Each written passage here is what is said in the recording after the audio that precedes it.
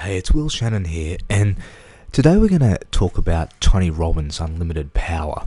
The first thing is this book, again, like his other book, Awaken the Giant Within, is a huge book. It's about 400 pages. Awaken the Giant Within is 500 and something pages with very small print. And Tony Robbins often says that people need to be what he calls cognitive misers to read his book, which is a fancy word for saying you need to be able to want to study things in depth. The foreword is written by Ken Blanchard, who wrote The 1 Minute Manager. And the first thing that struck me about this book is the fact that it looks like Tony Robbins has written this forward and Ken Blanchard has simply put his name on it. I've heard on his personal power tapes Ken Blanchard give him a forward, and it certainly sounds like Ken Blanchard is just reading from a piece of paper.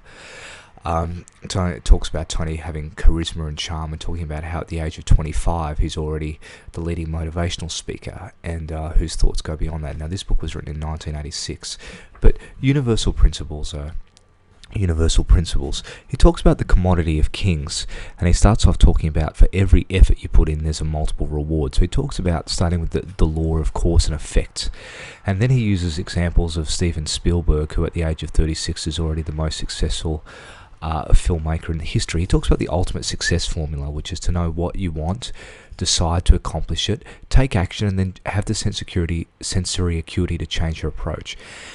And he references his book with amazing people: Martin Luther King Jr., John F. Kennedy, Steven Spielberg, Bruce Springsteen. And he says they all share certain traits, that they're passionate about what they do, they have belief, they have a strategy, and they know how to do it. They're clear about what's important to them. Do they value health? Do they value success? They have energy, and they have the ability to communicate with others and themselves. He basically outlines that his book is basically basically skills and strategies, and basically he talks about how people told him to split up the book into two, and he didn't choose to do that. He goes into the difference that makes a difference and introduces NLP. He says the basis of NLP is basically your state. Your state is made up of your physiology and internal representations. He now calls this focus, as in what our visual, auditory, and feeling, what we picture, what we say to ourselves, and what we feel, and also our physiology, our posture, our breathing, our tension. And he said, and this goes in and basically creates our behaviour. So our state or our emotion is what drives our behaviour, and that's obviously the foundation of NLP. Then he talks about the fact that we need to have empowering beliefs. We need to believe that everything happens for a reason and a purpose, and it serves. We need to believe there's no such thing as failure. He says we need to have the belief that whatever happens, we take responsibility. And we need to have the belief that we don't even need to understand everything to use it. He says have the belief that people are your greatest resource, and that you're not going to get what you want without commitment.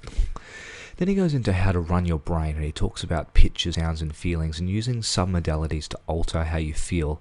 He goes into syntax or strategies, which is basically a fancy word for sequence of how we think.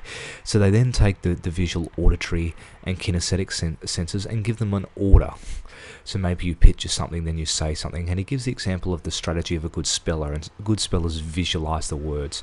He says then you need to know what other people are thinking about, and you need to take that so you can copy it. He then goes into physiology and introduces some of his early health principles, and as you know, he was very health driven. The first thing he talks about, which I think is extremely accurate, is the power of breath. It's very rare to find anyone who'll talk about the power of breath and oxygen first. He then goes into reference Paul Ekman, and references Paul Ekman's work to do with the face and physiology, and that we can use our breathing and our facial expressions to change how we feel. In other words, our brain and our body are in a cybernetic loop. He then goes in to talk about health more in depth, which is we should eat water-rich foods, which is like vegetables and some fruit. This is, of course, after breath. He talks about food combining, not mixing proteins and starches. He used to talk about eating fruit till midday, which was later they let go of, and that was a fit for life principle. And then talk about setting goals, and if you want to get what you want, you set goals and you be very specific. And he talks about the best chapter in this book, outside of motivational speaking to do with NLP, is chapter 7, which is the power of precision. He teaches you how to memorize on each hand what they call the meta model or the precision model, which is a way of asking questions to others to elicit very specific information. He goes in to talk about rapport and matching and mirroring. In order to get rapport with people, we should be copying their behaviors outside of conscious awareness. He talks about it could be their tonality, their pitch, or it could be visual, their head position. The most important thing to copy is people's breathing. He then explains an NLP process called meta programs. And meta programs are an idea of, do people move towards things, towards pleasure, or away from pain more? Do they operate from an internal frame of reference like leaders do, or external and reliant on everyone else? Do they sort by themselves, or do they sort by others? Do they match, or do they mismatch, which means do they sort for similarities, or do they sort for difference? And do they look at, or do they do what's possible, or what's necessity? Necessity, people are very stressed, and possibility, people are very driven. He then talks about solving problems by focusing on a solution and finding agreement with others by saying things like I appreciate and I respect and I agree, and which they call in NLP an agreement frame. He goes into talk about reframing. He uses plenty of metaphors throughout the book of reframing things to yourself and others and finding an empowering meaning. Ask, what else can this mean, and where else could this be useful in another context, or just changing the content.